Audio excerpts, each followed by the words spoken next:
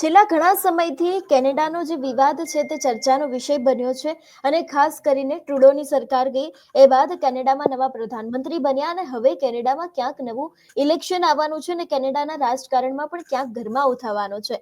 આજે આપણે કેનેડાના રાજકારણને થોડું ઘણું સમજવાનું છે કે કેનેડામાં અત્યારે કેવી પરિસ્થિતિ છે અને આ જ પરિસ્થિતિની વચ્ચે જે ઇલેક્શન યોજાઈ રહ્યા છે એની પાછળના મુખ્ય ઉદ્દેશો કયા હશે, જે સત્તામાં જેટલા પણ લોકો આવશે એ લોકો ખાસ કરીને ભારતીય લોકો માટે ફાયદો લાવશે કે નુકસાન, તે આજે દરેક વાત કરીશું.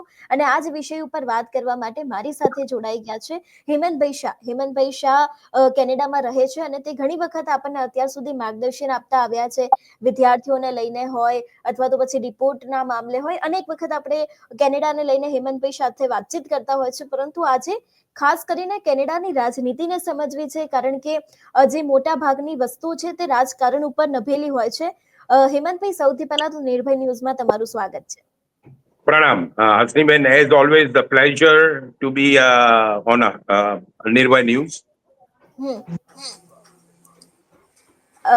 હેમંત સર, સૌથી પહેલો સવાલ તમને હું પૂછીશ કે કેનેડાનું રાજકારણ અત્યારે કઈ પરિસ્થિતિ ઉપર છે? શું કહેવા માંગો છો આ વિષયને લઈને કે આગામી દિવસોમાં ઇલેક્શન આવવાના છે અને અત્યારે ક્યાંક રાજકારણમાં તર્ક વિતર્ક સર્જાય એવી પરિસ્થિતિ છે.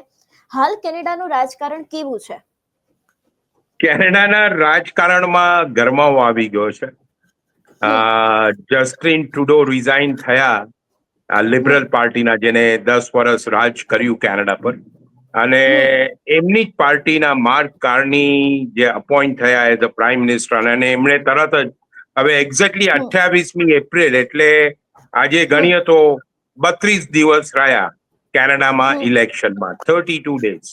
અને કેનેડામાં રાજકારણમાં આપણે કહીએ કે ગરમાવો તો આવી રહ્યો છે, અને કેનેડાની મેઇન પાર્ટી એટલે લિબરલ પાર્ટી જે રાજ કરી રહી છે, અને બીજી પ્રોગ્રેસિવ કન્ઝર્વેટિવ જેના લીડર છે પિયર પોલિવે, અને ત્રીજી એનડીપી પાર્ટી જગમીત સિંહ. પણ આ જે રસાકસીનો ખેલ છે, આ જે ઇલેક્શન છે, એ મોસ્ટલી આ બે પાર્ટી વચ્ચે ની આ એક ખરેખર આપણે કહીએ તો એક એવો કસાકસીનો ખેલ થશે. અને કેનેડા માટે કહીએ તો આ ઇલેક્શન, હું એમ કહી શકું કે આ ઇલેક્શનની જરૂર આજથી 7 થી 8 મહિના આગળ હતી. કારણ કે જ્યારે જસ્ટિન ટ્રુડોની સરકાર અને જે રીતે વોટ ઓફ કોન્ફિડન્સ માટે 2 થી 3 વાર પિયર પોલિવે કોશિશ કરી હતી, પણ જે એનડીપી પાર્ટી છે એ એનડીપી પાર્ટી એમને સપોર્ટ કરે છે અને એક સરકારને નીચે ન લાવ્યા. પણ હવે જે આવી રહ્યું છે એની અંદર મેઇન મુદ્દા તો આપ બધા જાણો છો, ભારતમાં બી જાણે છે ને વિશ્વમાં બી બધા જાણે છે, યુએસ એન્ડ કેનેડા. યુએસ કેનેડાની જે ટેરિફ વોર ચાલી રહી છે, ટ્રમ્પ સાહેબના જે એક આપણે કહીએ કે એમનું કેનેડા પર પ્રત્યેનું જે વલણ હમણાં છે, એ ઇઝ અ મેઇન ટોપિક. પછી એના પછી જો બીજો ટોપિક આવે તો હાઉસિંગ ક્રાઇસિસ કેનેડામાં, પછી હેલ્થકેર ક્રાઇસિસ, અને ત્રીજું જોબ ક્રાઇસિસ. અને પછી આવશે ઇન્ટરનેશનલ વિદ્યાર્થીઓનો મુદ્દો.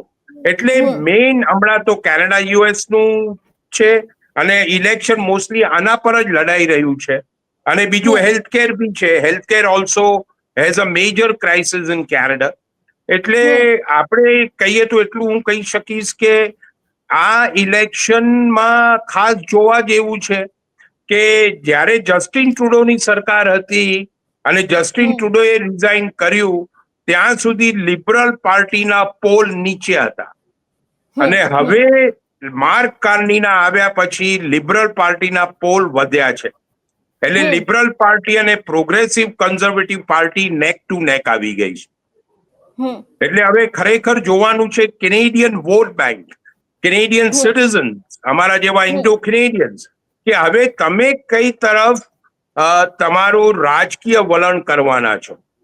કે તમે એ જ લિબરલ સરકારને લઈ આવશો કે જેણે 10 વર્ષ તમારા પર રાજ કર્યું, અને રાજ કરતા એ લોકોએ અમુક જે કેનેડા માટે કેનેડાની જે ઇમેજ હતી એ ઇમેજ તમે જે રીતે ખરાબ કરી છે એ જ સરકારને તમારે પાછા લાવવા છે કે તમે બીજી સરકારને મોકો આપશો?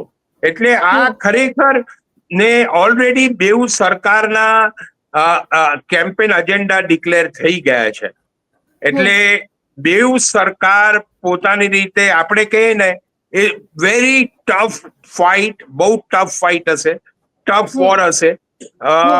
પણ એક ખાસ કહેવાનું છે કે લિબરલ સરકાર પાછી આવે કે ના આવે, પ્રોગ્રેસિવ કન્ઝર્વેટિવ જો આવે તો પ્રોગ્રેસિવ કન્ઝર્વેટિવ કેનેડા માટે શું કરશે?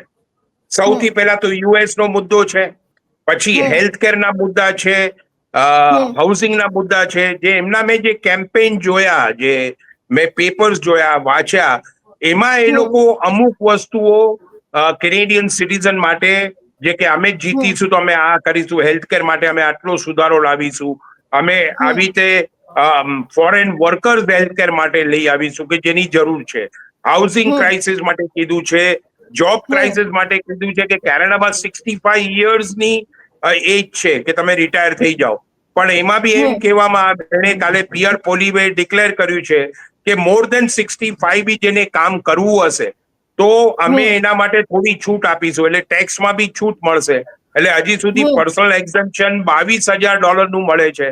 જો હું કાલે રિટાયર થયો ને મારે કામ કરવું છે તો મારું એક્ઝમ્પશન $34,000 સુધી થશે.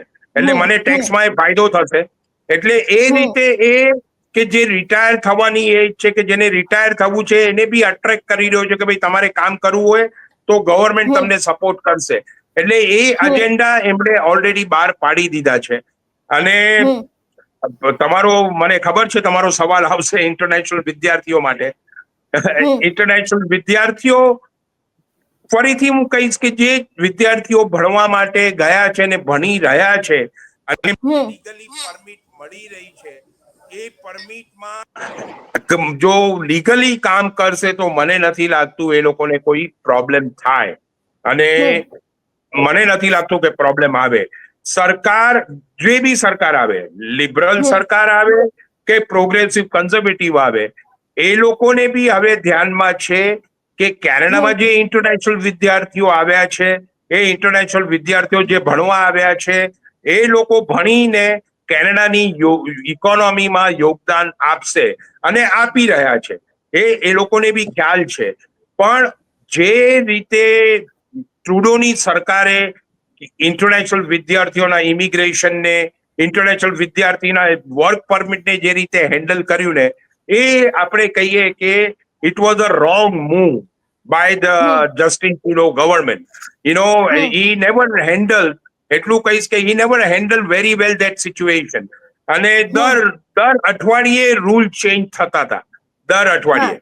પણ હમણાં જે રીતે મને સમાચાર મળી રહ્યા છે, હવે જે લોકોના વિઝા 6 મહિના સુધી અટક્યા હતા, એ વિઝા બી હવે પાછા મળી રહ્યા છે. They are opening up. તો see the liberal government also realize કે અમે બી શું ભૂલો કરી છે.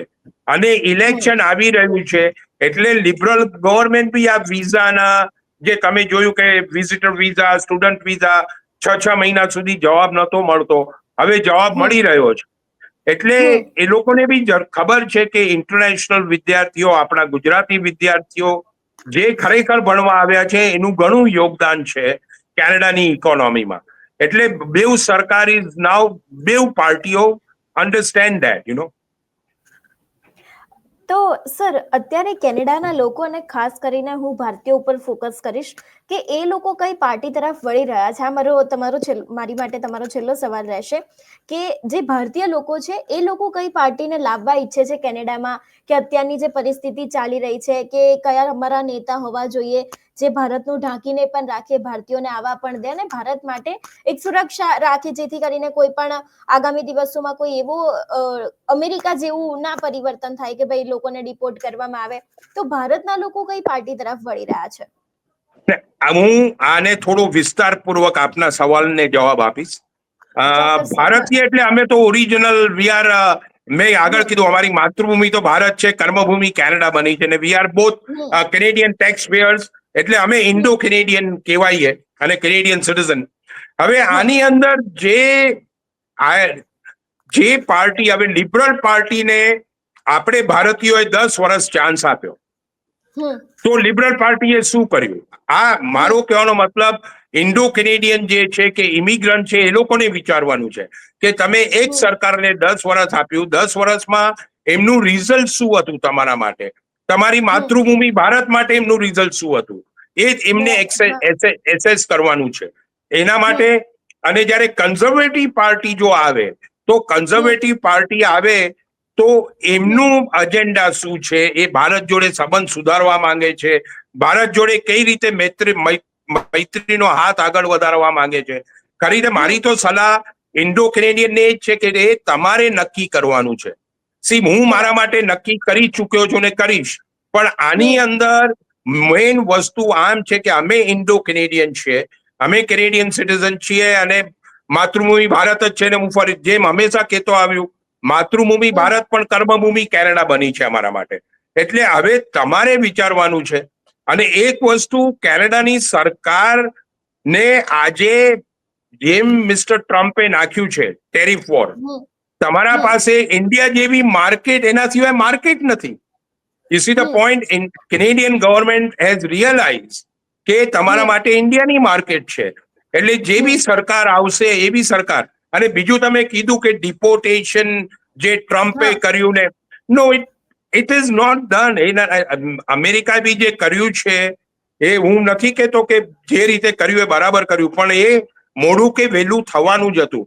તમે એક વસ્તુ માનો કે જ્યારે તમે જે જગામાં તમે એક સાથે લાખો માણસો પહોંચી જાય ત્યારે ત્યાંના માણસોને બી પ્રોબ્લેમ થાય ત્યારે તમે શું કરો? એ જ પ્રોબ્લેમ અમેરિકામાં થયો કે ઇલીગલ બી માણસો આવતા. અમારા જ વિનિપેગમાં આજથી 2 વર્ષ આગળ દિગુચા પટેલ ફ્રોઝન ટુ ડેથ થયા. આ બધી વસ્તુઓ જે થઈ એ ટ્રમ્પને ખ્યાલમાં હતો અને એટલા માટે એમણે એક આકરું પગલું લીધું. અને સેમ થિંગ કેનેડામાં બી થાય કાલે ઉઠીને, તો એમાં આપણે છે ને દુઃખ લાગવાની વસ્તુ નથી. કારણ કે જેમ આગળ કહું છું કે જે વિદ્યાર્થીઓ ભણવા આવ્યા છે, લીગલી આવ્યા છે, શોર્ટકટનો ઉપયોગ નથી કર્યો, એમને તકલીફ નહીં. પણ જ્યારે તમે શોર્ટકટ, જ્યારે તમે ક્યાં પણ કોઈ પણ દેશમાં તમે જાઓ છો અને તમે શોર્ટકટ ને ઇલીગલ વસ્તુ કરો છો, તો એનું પરિણામ તમારે ભોગવવું જ પડે છે. It's not only US or Canada કે યુકે, એવરીવેર. આજે ભારતમાં બી તમે જુઓ કે ઇલીગલ આવી રહ્યા છે, હું નામ નહીં લઉં, તો ભારત સરકાર કરી જ રહી છે ને એમની પાછળ. એટલા માટે કોઈ બી દેશમાં તમે જાઓ અને તમે જો ઇલીગલ કરશો તો એનું પરિણામ ભોગવવું જ પડશે. કારણ કે ભલે તમને બધા માણસો વાત કરે કે એજન્ટો વાત કરે કે આવી રીતે લઈ જઈશું, તેવી રીતે લઈ જઈશું, પણ એ તમારો કોલ છે. પણ એન્ડમાં એટલું જ કહીશ કે જે કેનેડાના વોટર્સ છે, આપણા ભારતીય વોટર છે, મને જરૂર આશા છે કે એ લોકો આ છેલ્લા 10 વર્ષમાં સમજી ગયા હશે કે લિબરલ સરકારે શું કર્યું, કેવી રીતે કર્યું છે. તો હવે હમણાંનું જે ઇલેક્શન આવશે, મેં તમને કીધું ને, આમાં બહુ કસાકસીનો ખેલ હશે. It's going to be a very, very delicate situation for both parties. અને એનું પિક્ચર છે ને લગભગ નેક્સ્ટ વીક, એટલે હું તમને કહીશ 10 થી 12 એપ્રિલ સુધી ખબર પડી જશે. જે આગાહીઓ થશે, જે બધા અમારા એક્ઝિટ પોલ આવશે, એમાં તમને ખબર પડી જશે. હેમંત સર, અમારી સાથે જોડાવા બદલ આપનો ખૂબ ખૂબ આભાર. નહીં, આપનો ખૂબ ખૂબ આભાર, મને મોકો આપ્યો, અને thank you very much. Thank you sir, thank you. જે પ્રમાણે આજે આપણે કેનેડાનું રાજકારણ સમજ્યું અને જે પ્રમાણે ભારતીયોને લઈને વાતચીત કરી કે ભારત માટે કઈ પાર્ટી સારી રહેશે, એટલું જ નહીં, આવી પરિસ્થિતિ કેનેડામાં પણ ન ઉદ્ભવે, અમેરિકા જેવી જ પરિસ્થિતિ એના માટે થઈને પણ કદાચ હવે કેનેડાથી કોઈ પગલાં લેવામાં આવશે કે કેમ, એ પણ જોવાનું રહેશે. તમારું શું માનવું છે આ વિષયને લઈને, અમને કમેન્ટ કરીને ચોક્કસ જણાવજો. તેની સાથે જ અમારી ચેનલ નિર્ભય ન્યૂઝને લાઇક, શેર અને સબસ્ક્રાઇબ કરવાનું ભૂલશો નહીં. નમસ્કાર.